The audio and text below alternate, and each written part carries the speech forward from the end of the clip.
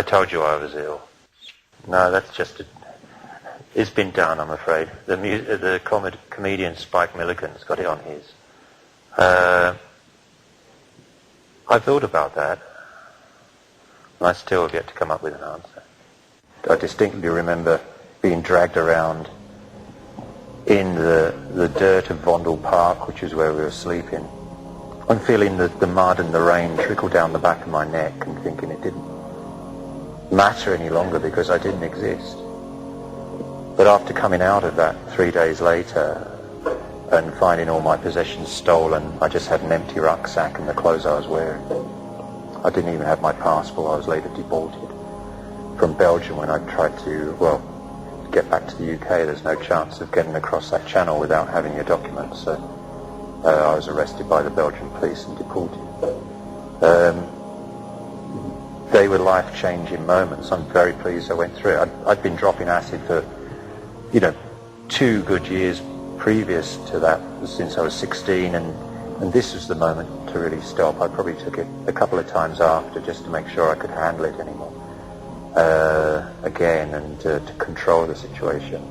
But it had shown me what I had to do, and I had to embark on the life I really wanted.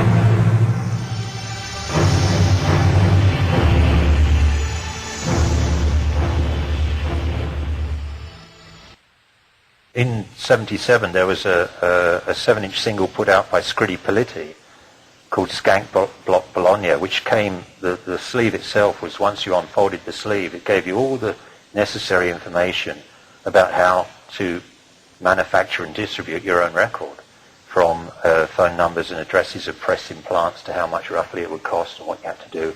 And that was the way in. The guy that started the label that we put our first single out on used that as the basis, and then we did in turn when he gave us, sort of waived his rights on any future pressings of that first single, and then we started doing our own releases.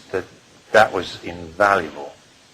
When you least expect it, something unexpected happens, and it can sort of save your bacon for the moment till you get a clearer picture of the situation. Something came along that did change again, and that was the sort of epiphany I'd had, with LSD. I went to America for the first time in December 1977, pretty much under the invite of Slash magazine, who had seen Crisis's first ever performance. 1977, it was December, flew over on a cheap flight from London to New York with a Greyhound ticket to get to Los Angeles eventually, which took 3 days after a few days here, and stopped in a variety of places. It was good. I mean, I was a punk rocker at the time, so when I'm going into bars in Amarillo, they didn't really know who I was. With bleached hair and black bondage suits, and probably got away with murder, because it turned out there was one guy who got on the bus. It was a black guy who just got out of prison in St. Louis. And he befriended us, or we befriended him, and he told us about how you get coconut oil, and it's like to straighten your hair, and he really got into straightening his hair, and he's talking about stuff like that. And we went into a bar in Amarillo in Texas. Remember, it said on the outside, "A nice place for nice people only," and I didn't realise that was code, because I was with my partner at the time. We walked in, there was like sawdust on the floor. The barmaid was called Mary Lou, and there were guns literally hanging up from behind the bar where you have to leave your gun and holsters. And he disappeared, he was just gone, but I thought, oh well, he probably didn't like the music, which was like bluegrass and country, and I was digging the American experience. But he said to us after that it was like a KKK bar, that was just code for no blacks, a nice place for nice people only. So once we got on the bus again, it was like, oh right, and I was like standing there. I suppose I could have had an interesting time, but I thought I'd probably just stepped off the latest UFO and just leave him alone, you know. So they didn't really know about punk, you know, and that sort of happened after the Sex Pistols tour, which was just about to happen or was happening at the time. I think after that became in national consciousness, you probably had a harder time with things. When I was going into, say, bars in Tucson, they didn't know what the hell I was. They just stayed clear of the guy with the black bondage uniform on and peroxide hair. I stayed in Los Angeles for most of the time in Santa Monica and hung out at the American equivalent on the west coast of, I suppose, CBGB's here, which was called the Mask, and the equivalent of the Roxy or the Vortex in England, and got to see some of the American punk groups from the west coast, like the Dickies, the Weirdos, the Screamers, who are the best group I think I ever saw. As I'm sure I might have mentioned before, during that period, they never got around to releasing anything. They were just absolutely brilliant live, and had a really good time because of that, and being invited to parties of film directors and things, because they were the people that seemed to be into Crisis, and finding Elliot Gould with all his clothes on, sitting in the shower, having a shower for some particular peculiar reason. I just thought, I love America. I thought it was really groovy and interesting.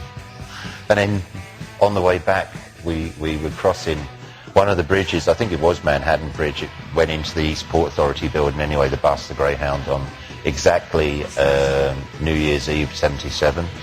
And then trying to keep awake all night long in the terminal and hearing sort of killers coming down from Times Square talking about how they smashed a broken bottle and put it through a guy's neck out in the square, and they nicked money. And for some reason we were invisible that night. We stayed awake, the police didn't harass us, and no one else did, except some strange old lady that kept talking to us, and none of the menagerie that was New York then, which I found genuinely dangerous and interesting place to be, bothered us. So in the morning, when it got to the time to go and get the flight, because these cheap flights you could only buy the ticket on the day, we jumped on the tube subway system and went out to the place which was called Laker Airlines. Freddie Laker ran the plane. Bought our £50 tickets back to London, and it was the end of an interesting month.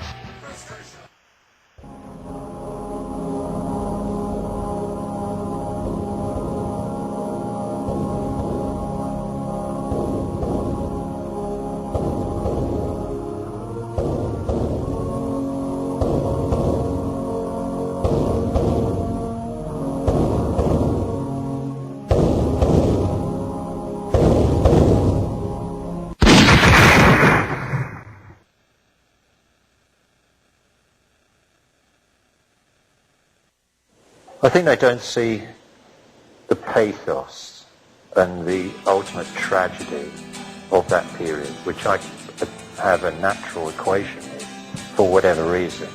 It's always been there, perhaps because of my background of that immediate post-war period of growing up. You know, I'm unsure myself. I've never pinpointed it. I've just learned to accept it. But it's definitely to do with tristesse, I suppose the French would say, an ultimate sadness and a waste, which is also attractive. Every war has its artistic consequences.